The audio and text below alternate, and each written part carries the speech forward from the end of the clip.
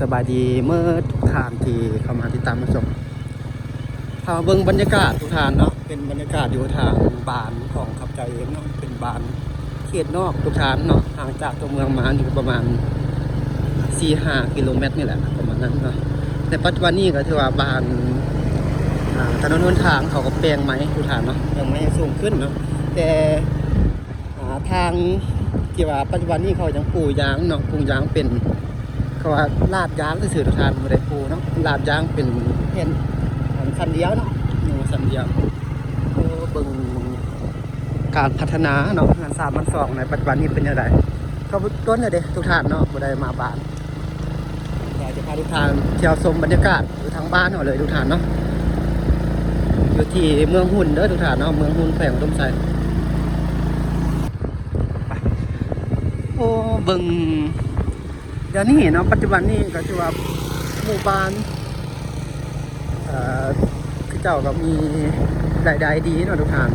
เขาเจ้าไปเฮ็ดเฮือนก่อเฮือนอันนี้เนาะในปัจจุบันนี้แต่อาชีพหลักอยู่ทางบ้านของเฮานี่ส่วนหลายเขาจะเฮ็ดนาเนาะเฮ็ดนาปลูกสาลี่ทุกท่านปลูกสาลี่แล้วก็ปาดยางพาราเนาะจะเป็นส่วนใหญ่เลยทุกท่านเนาะก็จังหวัดเฮ็ดแล้วก็มีครอบครัวที่มีเฮ็ดเวียกรัดแหน่เนาะอันนี้ก็จะเป็นโรงเรียนม.ส.อะไรเด้อทุกท่านเนาะแต่ก่อนท่านข้าพเจ้าได้เข้าโรงเรียนอยู่นี่เนาะโอ้เปลี่ยนไปหลายแล้วทุกท่านม.ส.บ้านนั้นแต่ก่อนท่านจะเป็นโรงเรียนม.ต้นเนาะม.ต้นสุดในห้องม.4ทุกท่านเอาเขาพูดย่านฮอดซ้ำนี่บ่นี่โอ้อันนี้ก็จะเป็นถามที่คนที่เก่าทุกท่านเนาะติดตามรับชมไปเหมือนกันทุกท่านทุกท่านเส้นทางนี่เนาะเส้นทางที่เราขี่รถจักรอยู่นี่เนาะคือเส้นทางนี้จะไปหอดแถวกันว่าเมืองนาแหละเนาะแขวงนวลน้ำถาทุกท่านอนาคตนี้เขาจะเฮ็ดเป็นเส้นทางลักได้ทุกท่านเนาะเชื่อมต่อระหว่างเมืองบนไปเมืองนวลน้ำถาเบิ่งอยู่ทางนาเขาเฮ็ดน้ำธรรมชาติโอ้ยอันนี้มีที่ขึ้นอยู่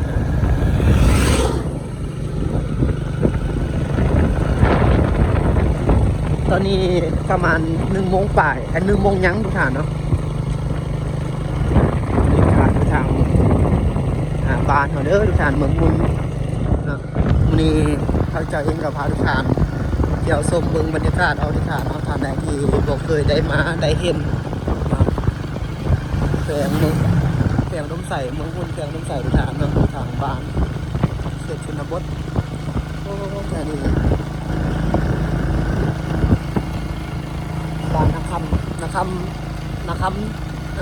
เป็นอย่างนี้นาคำมาล่างก่อนนาคำใต้เนาะเขายังกุ๊บ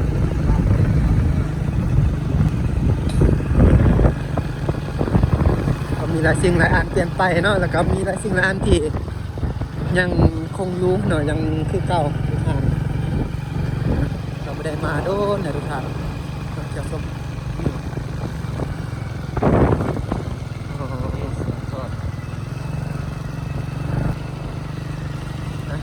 จะเอาพาทุกท่านไปเที่ยวเบิ้งชนบทน้ำกันทุกท่านเนาะ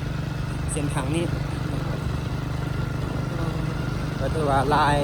ลายปีแล้วก็ได้มาผ่านมาบ้านนี่ก็เลยว่าพาหมู่ขอให้หมู่มาส่งเนาะมาส่งเที่ยวเบิ่งเที่ยวชนบทเบิ่งทุกท่านมื้อนี้บ่ได้เอาขาตั้งกล้องมาเนาะไม่ก็บ่ได้เอามาทุกท่านบนเสียงบ่สัตว์บ่แจ้งก็ต้องขอโทษขออภัยนำเด้อทุกท่านติดตามรับชมไปนำกันเนาะโอ้เนี่ย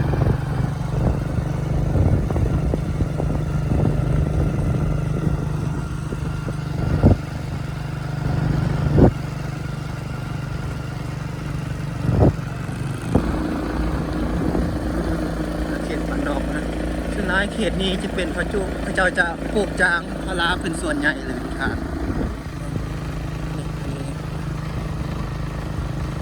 ไปเที่ยวชมน้ำกันทุกท่านเด้อเนาะ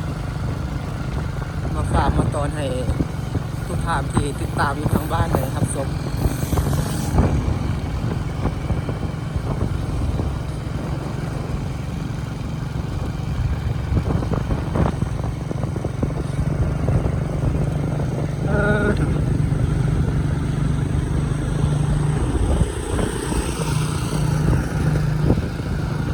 แล้วส้มหมักโม่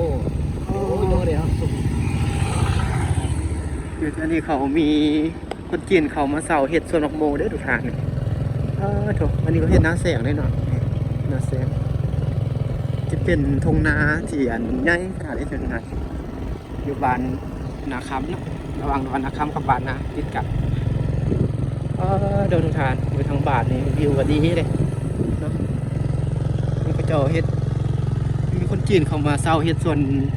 ทำมักแตงโมเนาะ ทุกท่านหลังจากที่พาทุกท่านไปเที่ยวชมเนี่ยตอนนี้ก็พากันกลับถนนหนทางนอกจากจุดนี้ไปพุ่นเนาะทุกทางก็ยังไข่เนี่ยก็เป็นเส้นทางที่เพิ่นหาปูยางให้เนาะก็มาเพิ่นเลือกลาดยางให้เนาะทุกท่านก็เป็นปูนะลาดยางให้แต่จะเป็นสันเดียวเนาะเส้นทางนี่ก็ยังไข่เรียนมุ้ยที่พุ่น